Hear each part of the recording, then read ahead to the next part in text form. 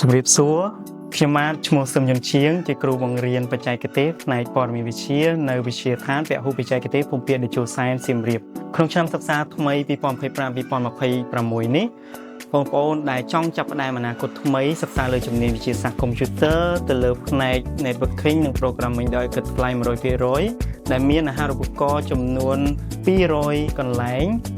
នៅស្ថិតនៅក្នុងគម្រោងអភិវឌ្ឍជំនាញសម្រាប់សេដ្ឋកិច្ចនាពេលអនាគត SSE SDP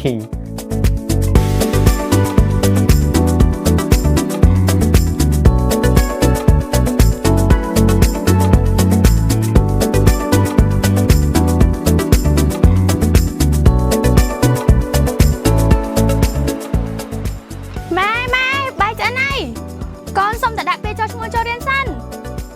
នឹងហើយកូនបើជិះម៉ូតូប្រយ័ត្នប្រយែងផងណាហើយប្រយ័ត្នមកវិញផងចាម៉ែ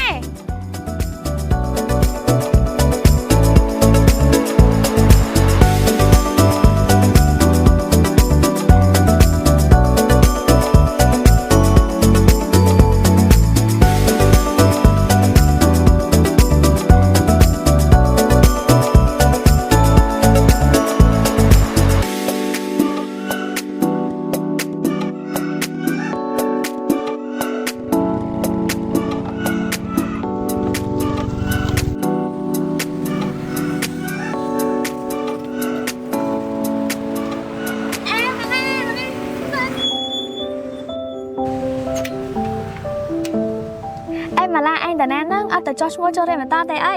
អត់ទេឈប់ប៉ខ្ញុំគិតថារត់ទៅស្រែបន្តិចហ្នឹងណា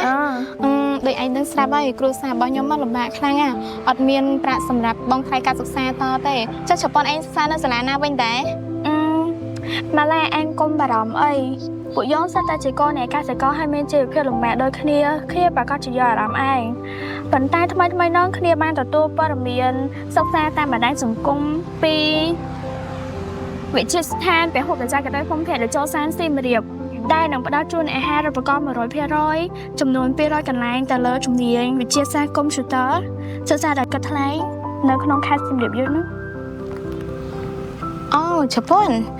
ជំនាញវិទ្យាសាស្ត្រកុំព្យូទ័រហ្នឹងឯងដែលខ្ញុំថាចង់រៀនណោះពួកខ្ញុំឆ្លាញ់វាយូរហើយអញ្ចឹងក្រៅពីជំនាញវិទ្យាសាស្ត្រកុំព្យូទ័រហ្នឹងតើមានជំនាញអីផ្សេងទៀតទេប្រកាសជំនាញហើយក្រៅពីជំនាញវិទ្យាសាស្ត្រកុំព្យូទ័រវិទ្យាស្ថានក៏មានបណ្ដុះបណ្ដាលនៅជំនាញវិស្វកម្មអគ្គិសនីសំណង់ស៊ីវិលបរិក្ខារត្រជាក់ Marketing គណនេយ្យនិងហិរញ្ញវត្ថុ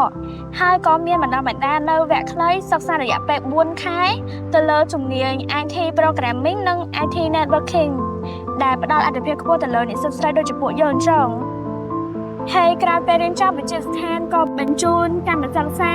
ជួយស្វែងរកការងារដើម្បីជួយសម្រាប់ជីវភាពបានមួយកម្រិតផងដែរបើសិនជាឯងចង់ដឹងព័ត៌មានកាន់តែច្បាស់ជាងនឹងទៀតឯងអាចទៅសាកសួរព័ត៌មានបន្ថែមនៅវិទ្យាស្ថានពហុបច្ចេកទេសភូមិភាគតេជោសែនសៀមរាបដែលមានទីតាំងស្ថិតនៅភូមិបន្ទាយចាស់សង្កាត់ស្លក្រាមក្រុងសៀមរាបខេត្តសៀមរាបទៅមុខក្រុមហ៊ុនវីរៈប៊ុនហាំខាងកើតផ្សារសាមគ្គី70ម៉ែត្រអញ្ចឹងខ្ញុំទៅមួយឯងដែរណាចាំខ្ញុំផ្លេតទេអូខេឯងតោះយើងតែទាំងអស់គ្នាអញ្ចឹងពួកយើងទាំងពីរនាក់បានចូលរៀនជំនាញវិទ្យាសាស្ត្រកុំព្យូទ័រនៅវិទ្យាស្ថានពហុបច្ចេកទេសភូមិភាគតេជោសែនសៀមរាបហើយចុះអ្នកវិញនៅចាំអីទៀតពួកយើងទាំងពីរនាក់ក្រុងចាំទាំងអស់គ្នានៅទីនេះជានេះទៅទៀតបងប្អូនដែលបានបញ្ចប់បាក់ឌុបគ្រប់ឆ្នាំសិក្សាក៏អាចសិក្សាបានដូចគ្នាដោយឥតគិតថ្លៃកម្មវិធីនេះផ្ដល់អាទិភាពចំពោះសិស្សស្រីសម្រុះរាន់និងចែករំលែកព័ត៌មាននេះដល់បងប្អូនផ្សេងៗទៀតសូមអរគុណ